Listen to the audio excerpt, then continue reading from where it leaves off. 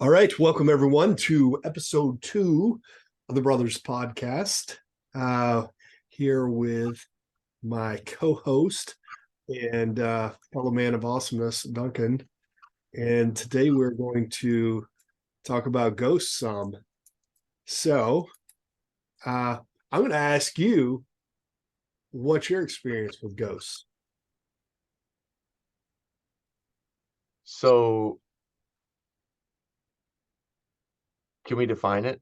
Can we define Sure. ghosts? Yeah, define it. Go for it. What do you think a ghost is?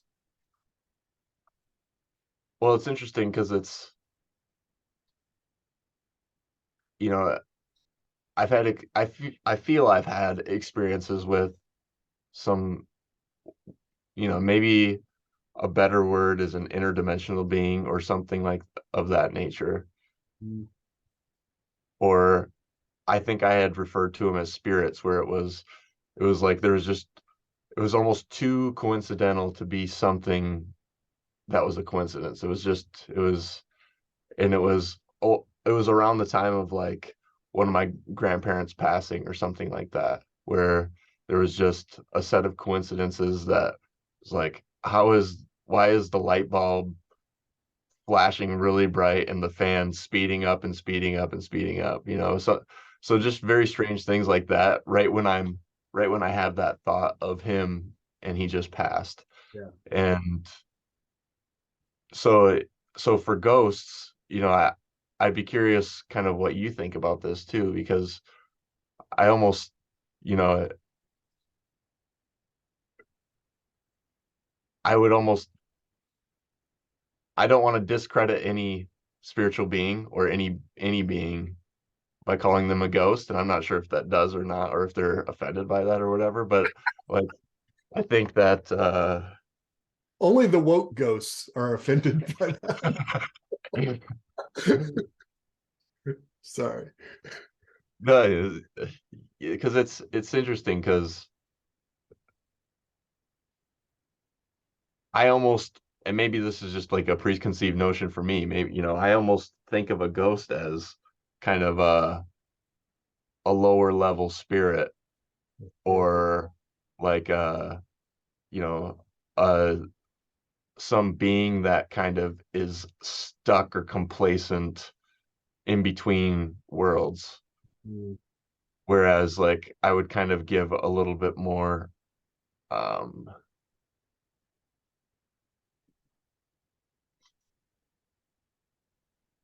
a little bit I would bring a little bit more reverence to like uh a spirit versus a ghost. You Mhm. know what I mean? Mhm. So I'd be curious kind of if you differentiate those or if it's kind of like a broad term. Yeah. Yeah. So, m- yeah, my experience is that before I moved into this house, there's no belief I ever had in any kind of ghosts or demons or angels or any of that stuff. I was a total non-believer in any of that. And I think at a soul level, it's one of the reasons I was drawn to this bizarre home that I bought here in Indianapolis, 120 years old, and had been left kind of abandoned for 8 or 9 years before I bought it. Um, and apparently, everybody else who had lived here, no one had lived here longer than like 5 or 6 years after the first owner. And I think there was a good reason for that. Everyone I've met that had lived here, the first thing they asked me is that house still haunted. So, um, yeah, um, I I believe that we are souls or spirits that inhabit a an ego in a body, right? That we come from divine source.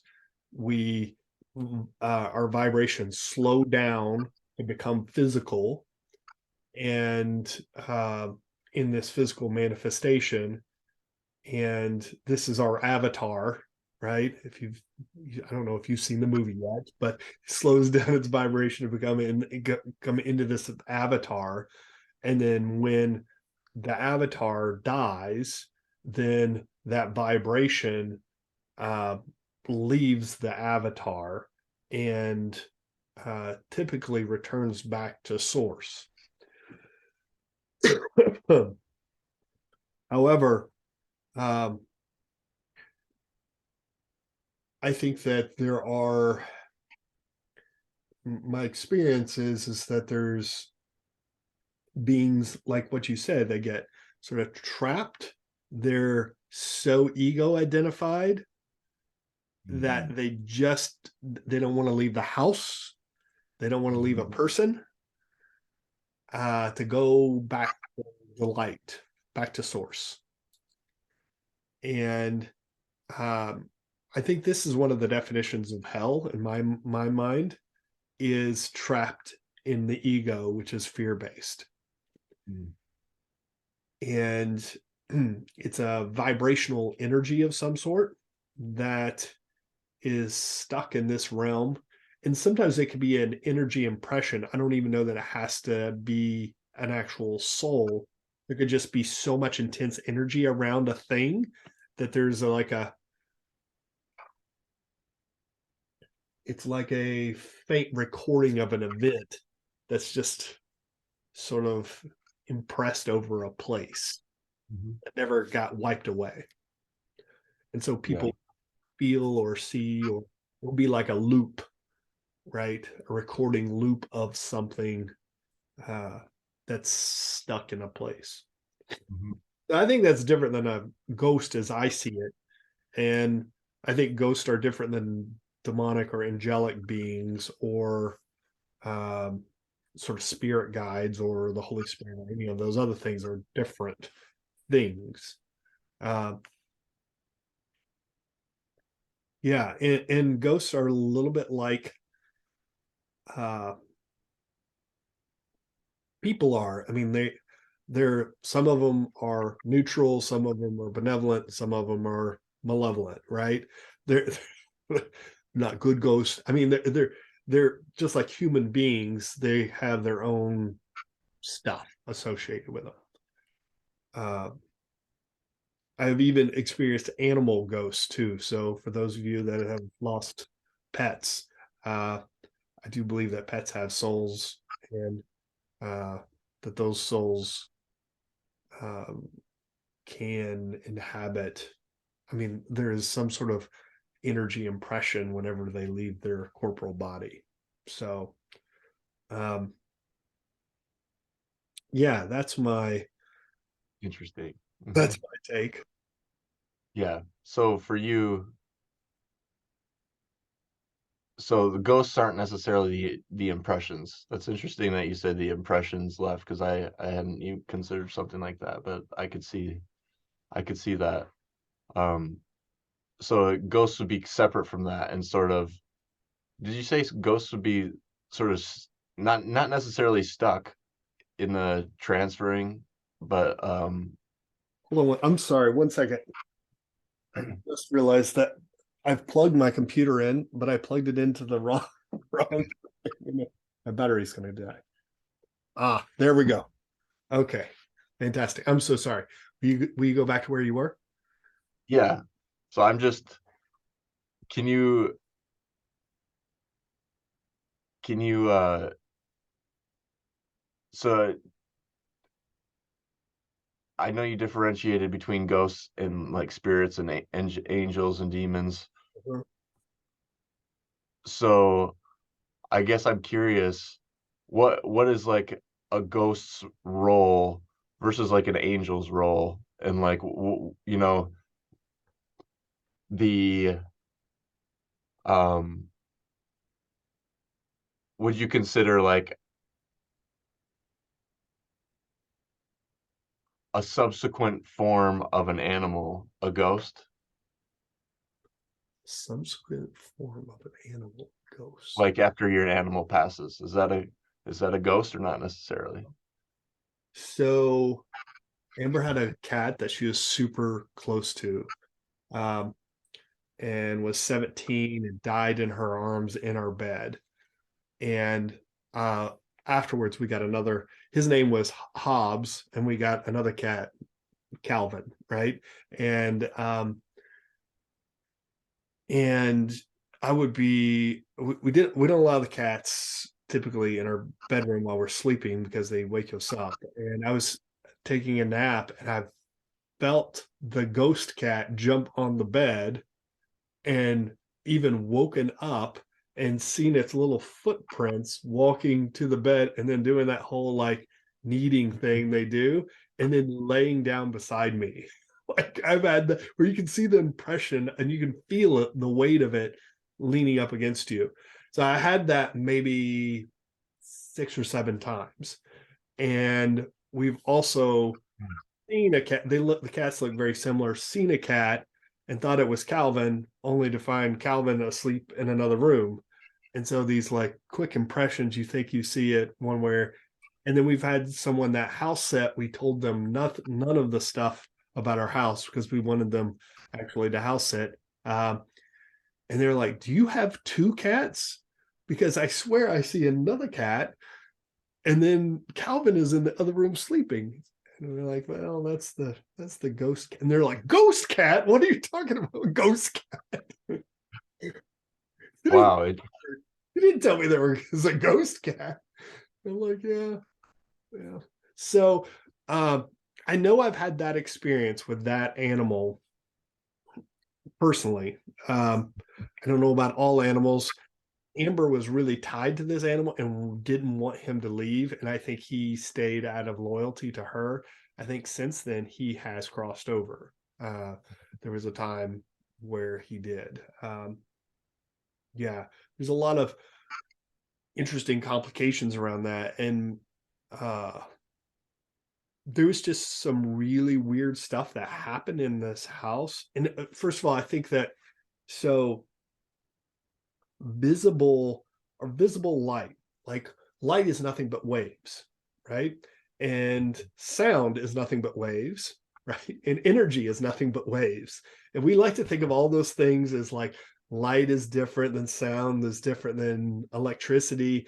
It's not. It's not. They're just different wavelengths. And our eye is designed to only this tiny little part of the wavelengths that are out there are the part that our eyes can see out of this long spectrum of wavelengths, right? And so we can put on, like if you play Call of Duty, you can put on the infrared glasses or the ultraviolet glasses, and you can see information that you couldn't see otherwise. That information is there. We just can't see it. Our eyes, it's like our eyes are an old fashioned radio, and it can only tune into like one radio station out of a full spectrum. Now, I find that some people have a broader range visually to be able to see more channels. And their capacity to tune in to a broader spectrum of frequencies is broader than others. I think oftentimes people that have had some trauma, it opens them up to have this greater spiritual. They're more in what I think the vertical plane of the spirit and less in the horizontal plane of the physical. Mm-hmm. It makes it very difficult to live in this life. That's the cross, right? That's Christ, right? Like this is a spiritual man, physical man, right? And here we are right here in the crux of that. Um, but trauma can often, because there's such damage in the physical that we over, it's like if you lose your sight, you overcompensate with your hearing. So people that are really traumatized as children, they lose some of their capacity. It can be very difficult for them to operate in the physical, so they develop sort of spiritual skills. Mm-hmm. um, Yeah. and I think some people are just born that way, right? Like just like some people are more athletic than others, some people are born that way. And I think through sort of spiritual practices, you can grow that spiritual muscle, and so you can tune into greater frequencies. Mm-hmm. Yeah. I would also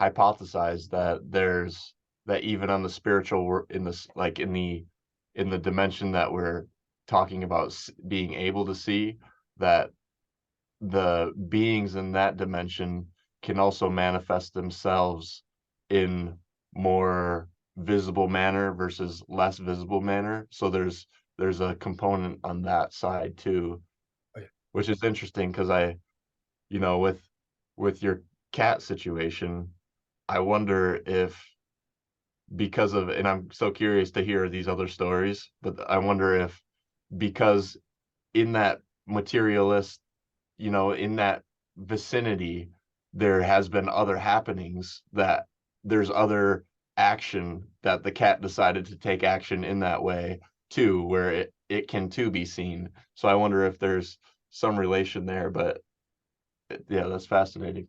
Yeah. Yeah. So uh my wife is really very spiritually attuned. The clairvoyance, being able to see, and she has not worked on it really much. She did some dream and astral traveling and that stuff when she was young and was interested in that and got really scared. I don't think she had good mentorship and got really scared and like really tried not to. And well, that isn't the way it works. So uh I think that also when these things know that you see them, they're very excited, right? Imagine being invisible to most of the world and then that she sees us, right? You know, and she will often will be walking and be like, you know, there's a ghost over there. So, you know, um, yeah. And so as a result, these things can be attracted to you and want to interact in some way. Because they're really lost. Most of them are really lost. They're stuck in this in between and they don't know, they're confused. Uh, so yeah, um, my experience is I was such a Philistine whenever I moved into this house. I just didn't know. Um, you know, I explained everything away until things got to the point where I just couldn't explain it away. And um, and mine is where so the ghost and demonic again, this was stuff that I did not believe in. When I moved in this house, I didn't believe in any kind of I didn't believe dark energy existed, is where I was. And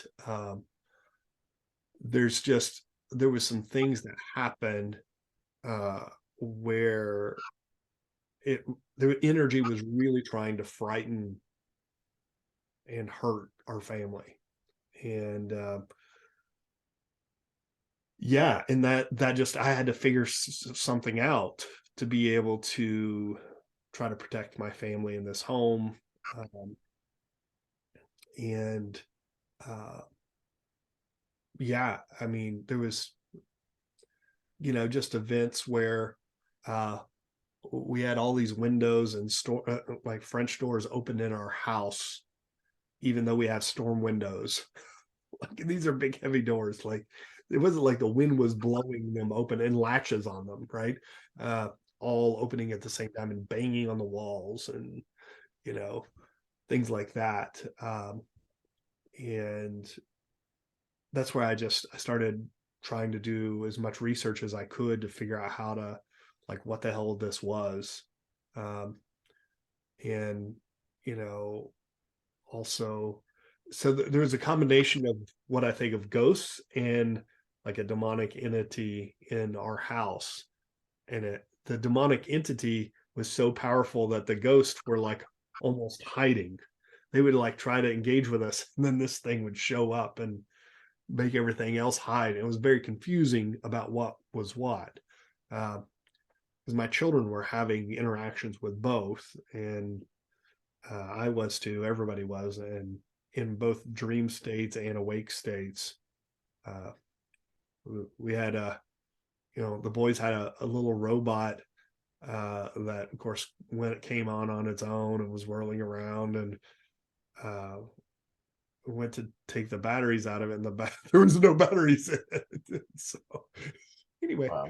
the ghost went away, you know, and the Xbox was constantly just turning itself on. You need to unplug it, and it's just you know, drawers opening, going in the room, and my daughter had a little thing that held her necklace, and the necklace is holding hers way out like this, and as soon as she walks in the room, it drops. Just there was uh her light by her bed was sort of flashing like SOS. It would be fine and steady, and then I'd come in there and it would be like dee dee dee dee dee dee dee dee. It's like trying to communicate in some way through the light. Uh yeah, lights in the living room, like bzz, and then flickering and all kinds of stuff like that. So yeah, trying to figure out how to navigate that for my family was Hmm. how I got thrown into this, and I did not want to talk to anybody about it. I thought those people were nut jobs and lunatics, and I didn't want anybody to think I was crazy like that. I'm already weird enough. I didn't want another layer of weirdness. Uh, but that seems to be the way life is, and I've just lived it for so long that I just don't care that much. Thus, we're talking about it on the podcast. Hmm. Yeah. So, how do you, how does one manage that situation? Is it still ongoing and you've just kind of changed the perspective, or is there things that you've done to mitigate the experiences? Yeah. So, uh, yeah, I don't know how much to get into the specifics of my home. Um, there are certain prayers to be said for clearing ghost, and certain angels, archangels associated with the removal of demons and the removal of ghosts. And um, some of the complication of my particular story and is the original owner was a really bad situation. Um, Maybe on another podcast I could go into this in depth, but uh, there was a little girl, it was a pedophilia and abuse, and this little girl uh, had, as she became a teenager, those horrible things like a forced abortion and all kinds of stuff that she had contracted this demonic entity to try to overpower him, and so her soul was tied to this demon, and then they both were bound in my house. And so even trying to clear the demon, I couldn't clear the demon because it was attached to the ghost. And I couldn't clear the ghost because it's attached to the demon.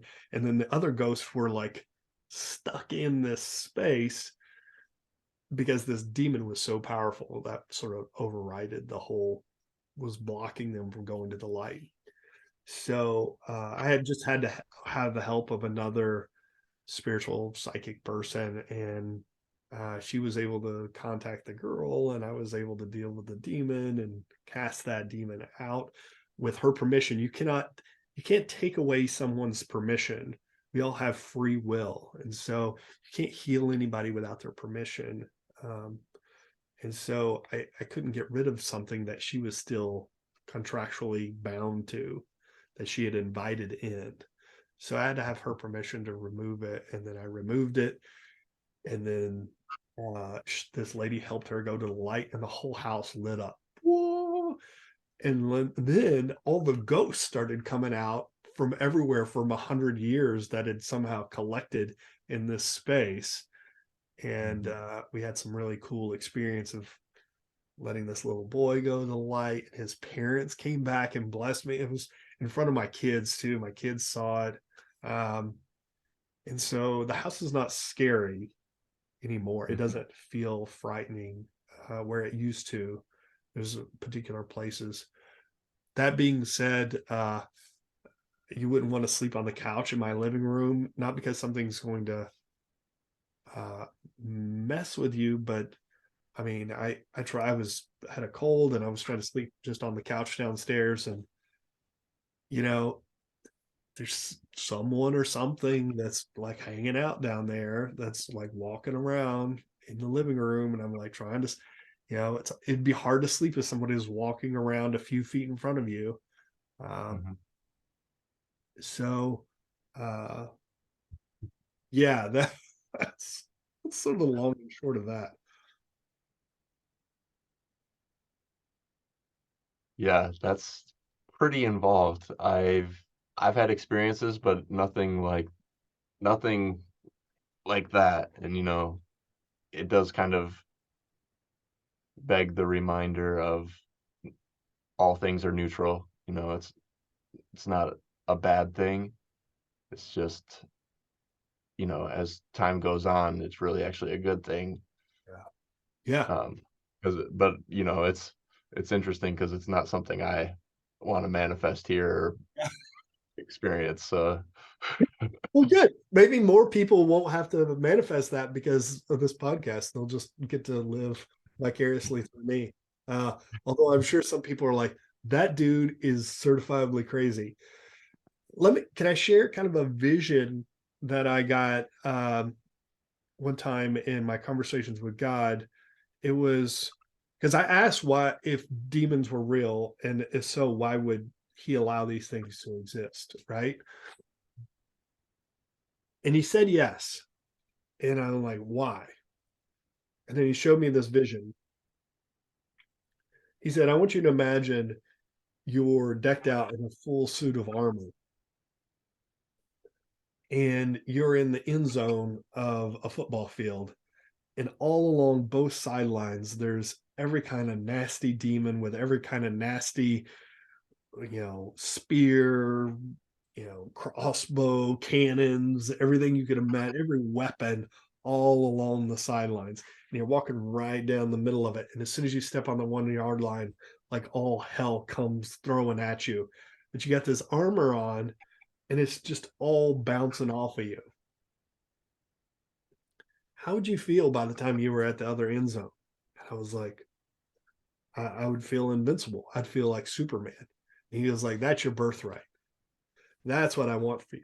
And I said, but that's not my experience. I get like, 3 yards in and then something gets me in the thigh and I take a knee and I'm like, oh, geez, Louise, that hurts so bad. Right.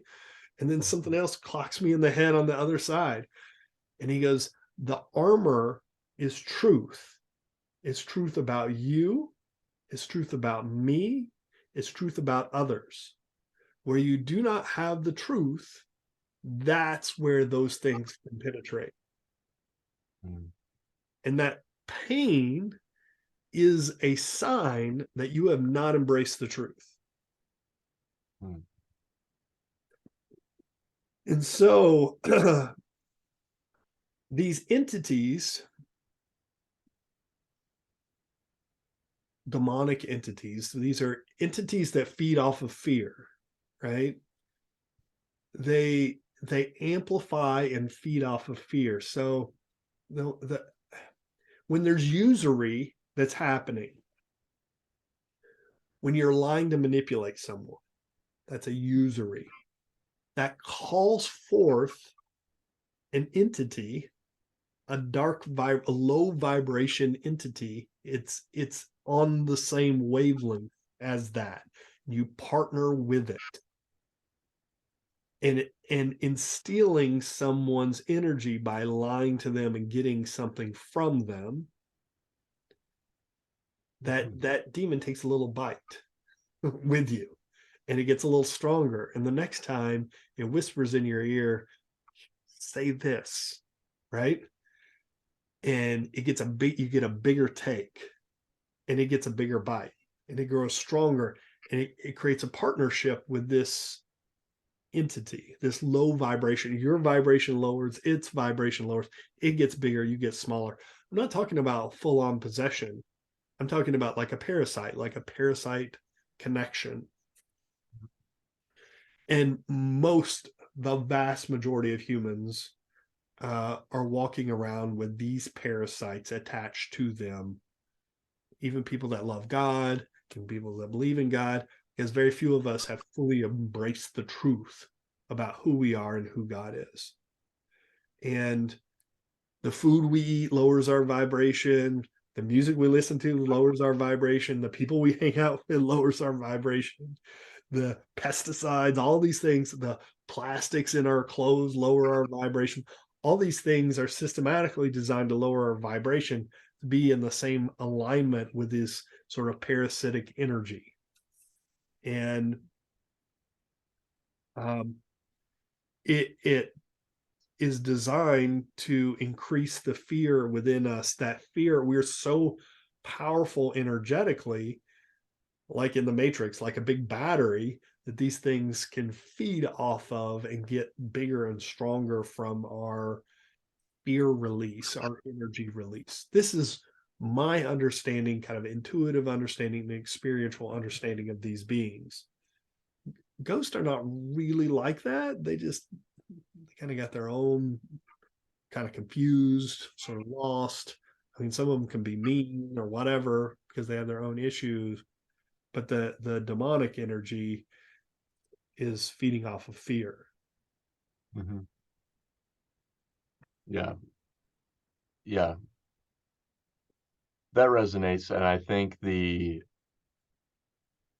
that's the key point, is it is feeding off of fear, because that is something that we can do aside from, you know, I would say the all of the things, like I agree, like the plastics, diet, the music, hip hop music, whatever it is, these things are intended to induce a fear state, but we they don't. I guess I would. Do you think that it's always the case that the lower our vibration, or there's a way to use the mind to maintain high vibration in spite of all these things? Oh yeah, yeah, Okay. yeah. Well, I think I mean, I always believe the light's greater than the darkness, right? I mean, that you have a pitch black place and you light a light and like it dispels the darkness in that place. There's no choice in that. And so yes. And there's some things, the light of God surrounds me, the love of God enfolds me, the power of God protects me. Wherever I am, God is, and all is well. This is said by almost everybody that does exorcisms or any goes into dark places. They say this little prayer, um, as a way to protect themselves. Some people imagine a golden bubble of light around themselves. I do that a lot of times in the morning whenever I'm working with clients. I say a prayer of protection over both of us because we're sometimes in sort of altered spiritual states, and I don't want anything interfering. Um, I don't want anything interfering with my intuition. Some other things speaking through me. So yeah, I absolutely. We also live in this beautiful world where we have access to, we have more access to these amazing healers than we've ever had in our life. Uh, amazing resources that we've never had access to, amazing therapies and stuff, and like teachers. I mean, the light is growing in the same way that the darkness is growing, and um, yeah, so I'm not like fearful or doomsday. Um, it does seem like there's a broader, it feels like a broader range between you can see some really really dark stuff out in the open now, and also really really light stuff. It depends on what you're looking for though. And Mhm. um yeah, yeah. Yeah, yeah, it's fascinating, because a lot of, kind of going back to your experiences, a lot of what you described were similar to experiences that I've had, where I would almost refer to them as spirits usually, I guess, because I would kind of know who it was, I guess, because um, my neighbor would have me over, and I would go over to my neighbors and play video games when I was younger. And so and his grandpa had passed away, and he had a bunch of his grandpa's old, like, photo albums where it was just the old photos and his grandpa's golf clubs, which he loved playing golf. And ever since that stuff was in the basement where we were, weird things started happening. And it was almost like there was an attachment to that stuff Yeah. that he had. And, you know, like you said, like doors that were latched and locked, we would wake up and they would be open and nobody else had come down, and just strange things were lights turning on and lights flickering. And um so yeah, there's a whole set of experiences there. um Thankfully, I'm grateful because a lot of my experiences have been sort of after someone has passed, where it's like, and I was kind of alluding to it earlier, where it was just the craziest thing, where it was after my grandpa had passed. And um the light just in the kitchen was just started getting brighter and brighter and flickering, and nobody had touched the light switch, and I was there with my three roommates, and you know nobody could believe what was going on. And then the fan turned on and the light was flashing, and I think I have a video on my phone somewhere, on one of my old phones. and and I was first to attribute that, what it was like. This is, I think it's a spirit. I think it's my grandpa saying something. And usually it always seems like the thing they're saying is just love, right? And yeah, it's just interesting, situations like that. But I've also had situations like where the neighbors, I knew that the neighbor's house, they had told me that there's been some weird stuff going on, and if the kids ever come over, it might just be because they think their house is haunted, and so the kids might just be trying to get out of the house, and so they let us know. And there was a time where we were taking care of their dog, and I went in to go get the dog out, and I wasn't thinking about that at all. It wasn't on my mind. I was just going in, I knew what I had to do, and I was going in to get the dog. And all of a sudden my hairs just all stood on end, like something was around. And it's interesting because you talked about this, like our body is an antenna and we have this spectrum. And so it's like I've had moments where it's just, different aspects of my body become this antenna, and it's just like telling me something, and it's like, okay, something's around.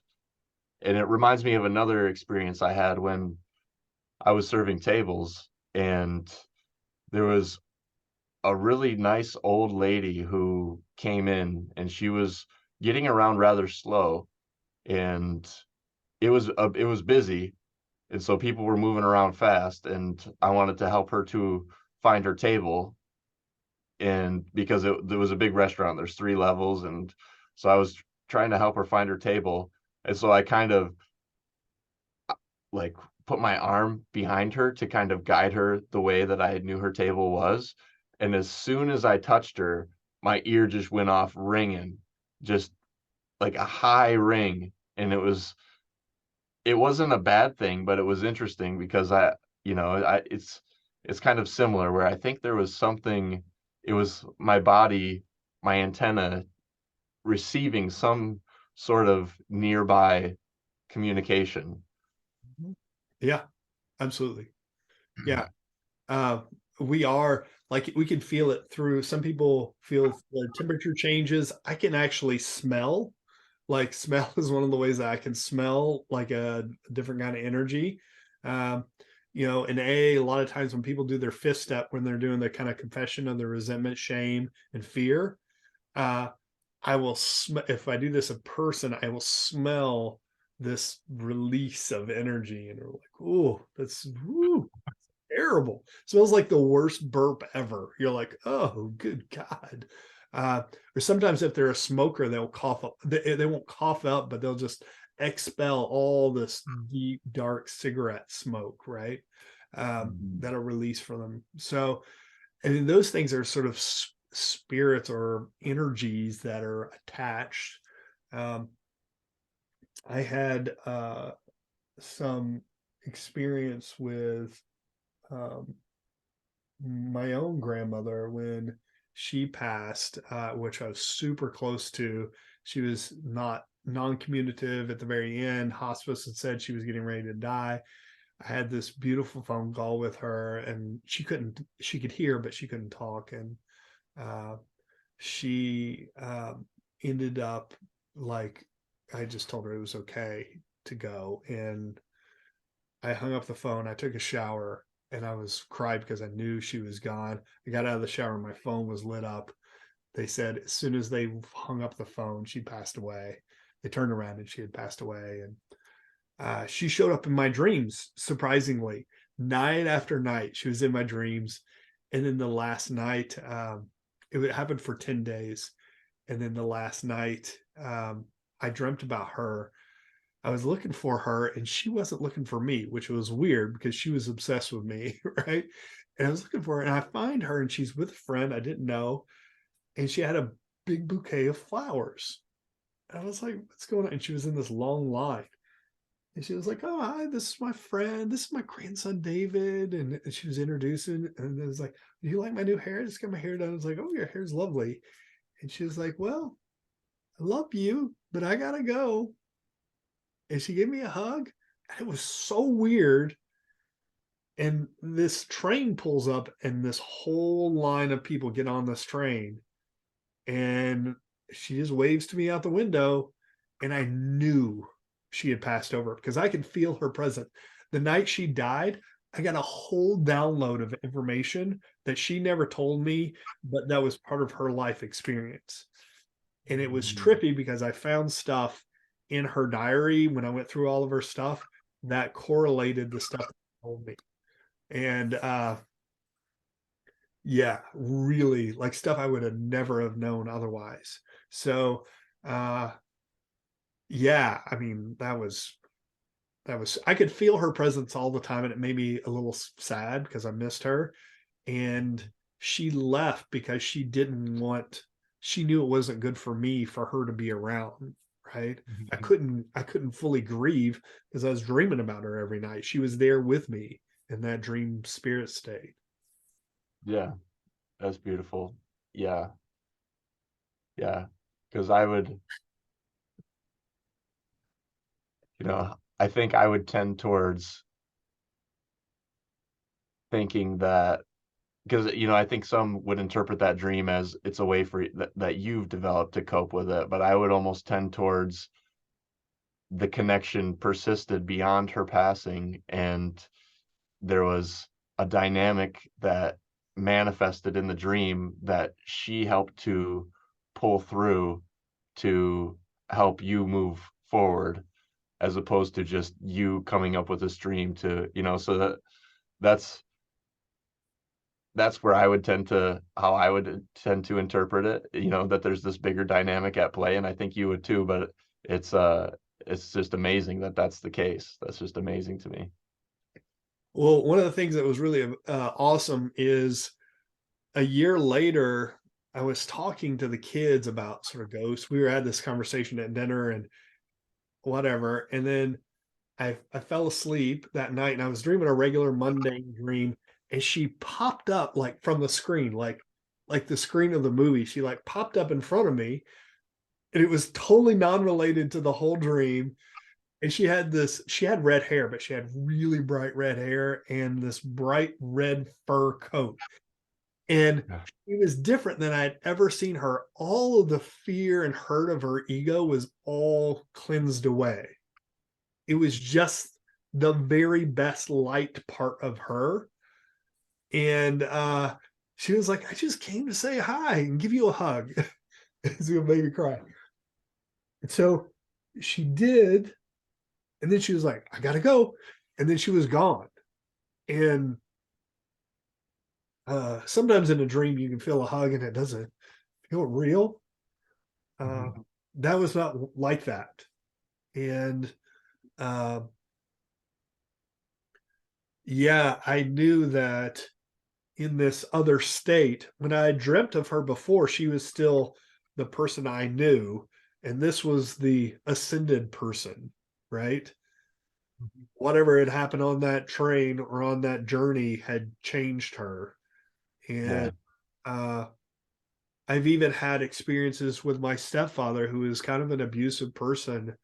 Uh, since he's passed over to the other side, there's not a lot left of him because he was so ego driven, so in his body that he had not developed his soul.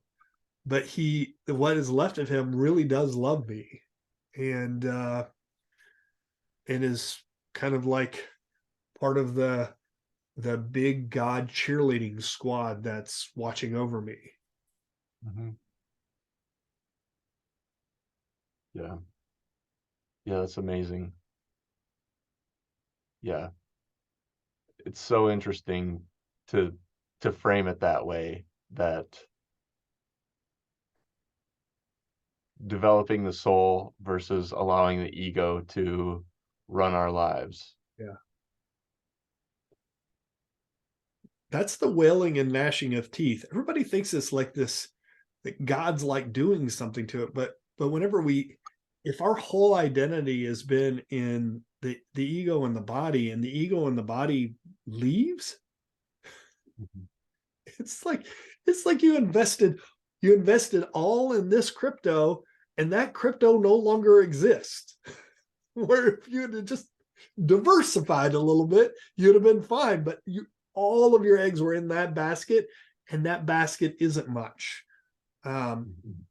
Part of my relationship with my grandfather, I've seen and experienced my grandfather since he's been on the other side, and he's just a shadow. He's just there's not much to it. There's not much substance to him, uh, because he was so ego driven and um, sad, really. Like, I mean, what's there is beautiful. There just isn't much of it.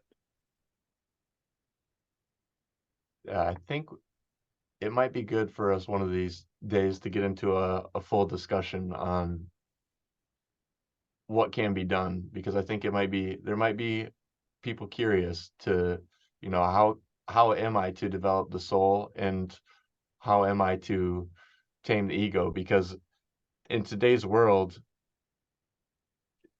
the ego is so easy to use in all situations. Like, every circumstance, it's almost the ego is like the go-to for everyone, and it's easy to get by in the matrix using the ego.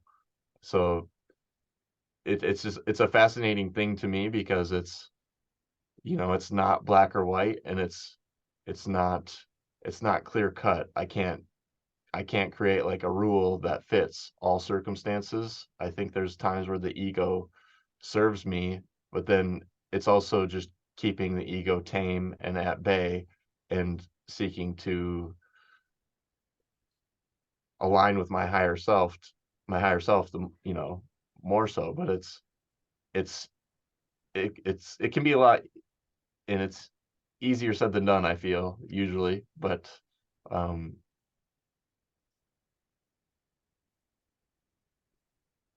yeah, I think there's a lot more there to unpack. Mhm. Yeah, yeah. I mean, this is in terms of my own spiritual development. This is the thing I constantly go back to is the ego is just based in fear because it's temporary, Yeah. and when we love, God is love, is eternal, and fear and love are radically different vibrations. They're not harmonious. And so when we go to a state of absolute love outside of this, the eternal, like, and if Mhm. we're in a different vibration, it is incongruent. And that's painful. And I think that's why some of these beings are sort of going back to ghosts. They get sort of stuck here because they want to stay in this vibration, but they can't. Mhm. uh, they're sort of disembodied in it, which is horrible. Oh, Mhm. terrible. Yeah. Yeah. Well, this we're right about time. I think this feels like a good place to stop, unless there's something you want to add. I have a lot more that I could go off on, you know. So there's a lot more riffing to do. Yeah, But yeah, we can stop here and we can keep going another time. sweet. It's a fun conversation. Thank you guys and gals for listening today. I hope you found this useful. I hope, whatever you believe, whatever you experience, we're here to create an open space. This is not dogmatic. We're not here to offend anybody or hurt anybody, but just to share our truth and our experience with the world. I know both Duncan and I have a heart just for service. And yeah, thank you for listening along with us.